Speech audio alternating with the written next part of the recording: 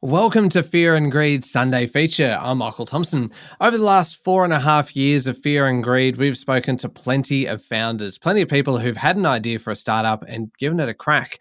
But there's not many that have actually then gone on to achieve what today's guest has. When we spoke to Robbie Ferguson exactly 3 years ago, his business, Immutable, was itself about 3 years old. It is a blockchain startup running a platform for online games and NFTs, non-fungible tokens, as well as a crypto token. Now, just a few months after this conversation was recorded, Immutable was valued at around $3.5 billion. It has shifted around a bit since then, but that's not bad at all for a startup being run by two brothers, and not bad at all when you consider that when Sean Aylmer spoke with Robbie Ferguson in September of 2021, Robbie was just 24 years old. This is a great chat explaining an awful lot about the way the digital world might end up working. I hope you enjoy it.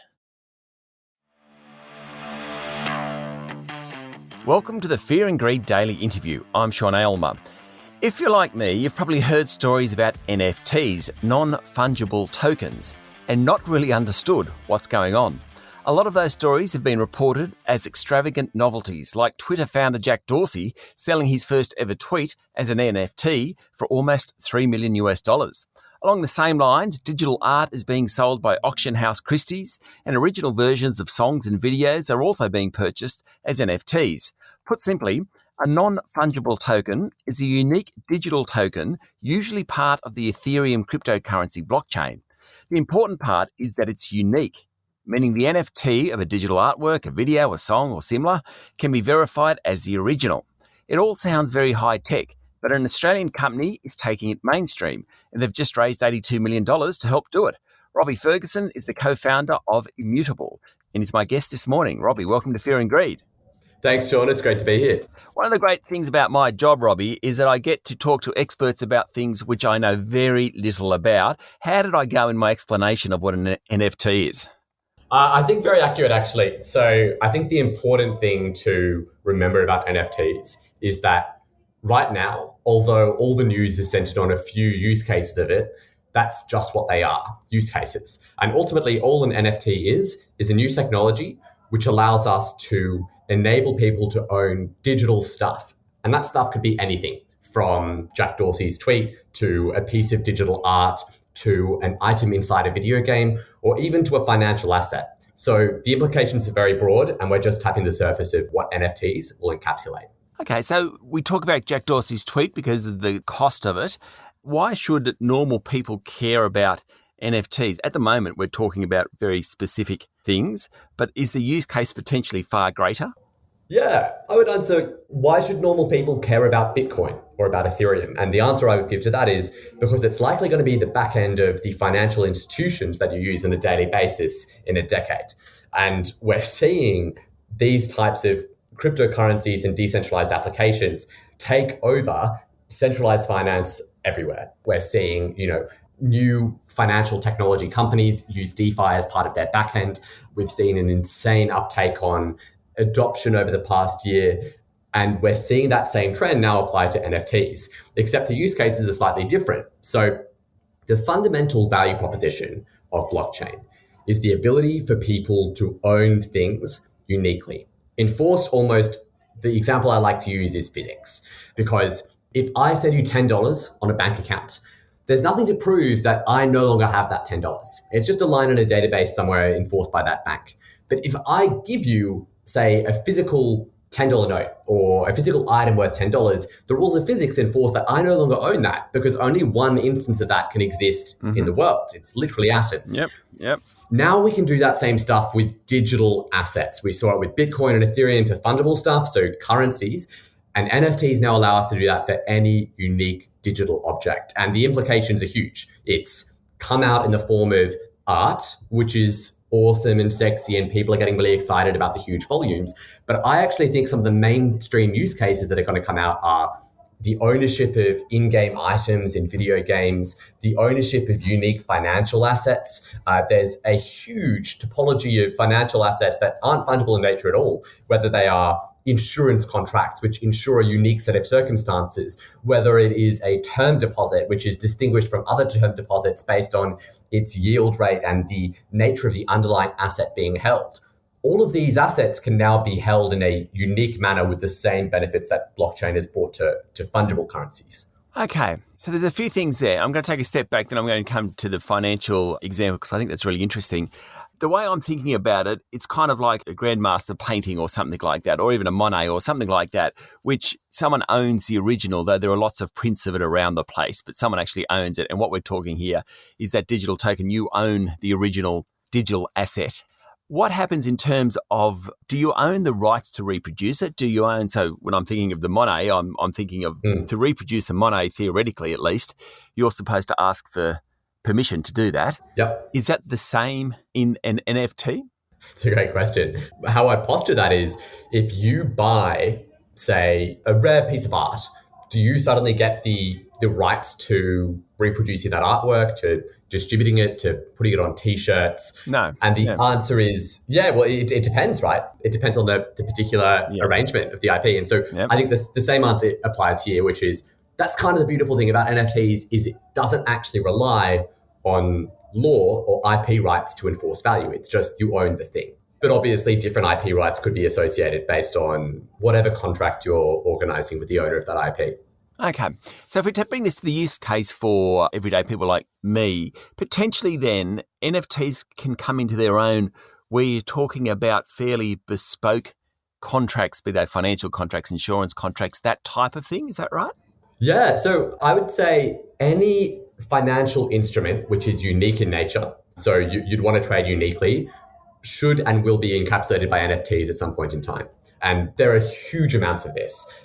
So as I said before, any insurance contract you have is generally going to be fairly unique. You're insuring maybe a particular property. You have a particular set of risk parameters based on the people procuring that insurance. And if you want to make that tradable, and that the world is leaning towards everything being tradable, whether that's at a consumer to consumer level or whether that's at a business to business level to enable, reinsurance and better forms of risk management and more competitive business models, we're going to see everything trend toward that. And suddenly we can take that, say, insurance contract, encapsulate it as an NFT and have it be traded with that value proposition.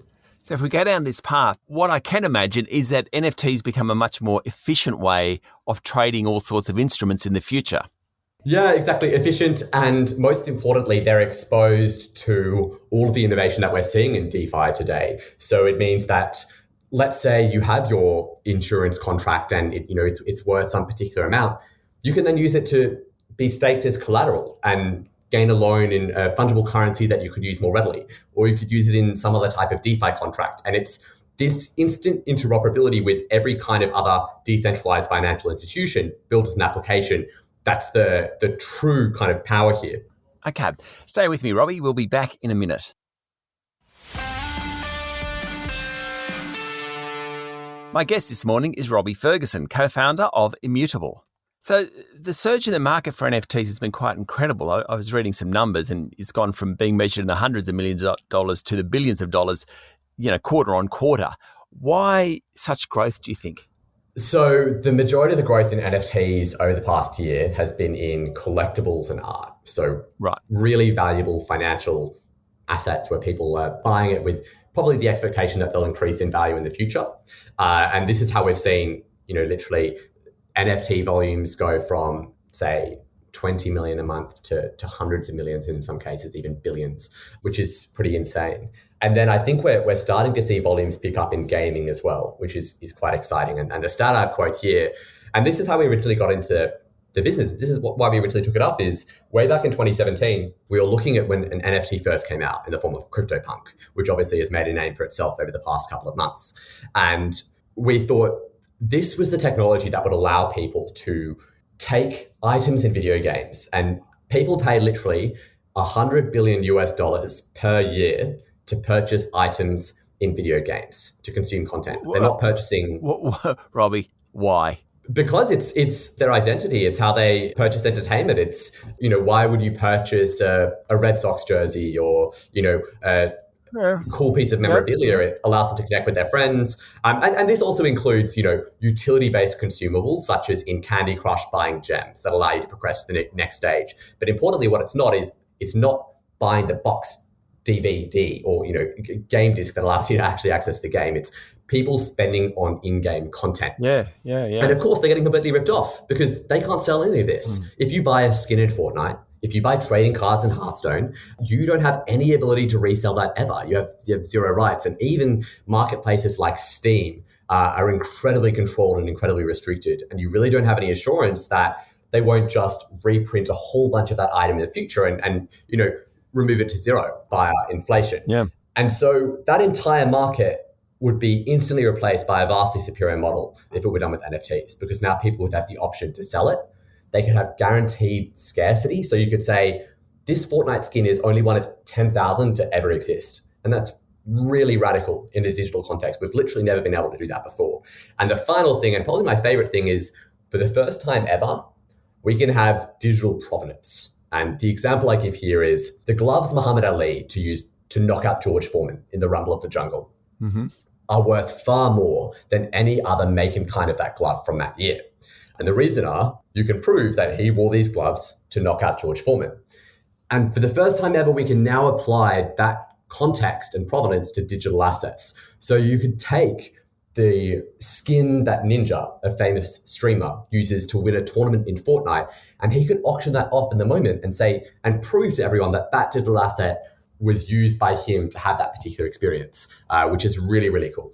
In a sense, it's just an evolution, really, of what happens in the physical world, because it is a digital world now, and anyone under the age of 40 is far more digital than physical in many ways, and just how they consume things, how they live their lives, how they entertain themselves. So it's really just an evolution from physical to digital and owning those sorts of assets. That's exactly it. Immutable, our mission statement is to make digital worlds real.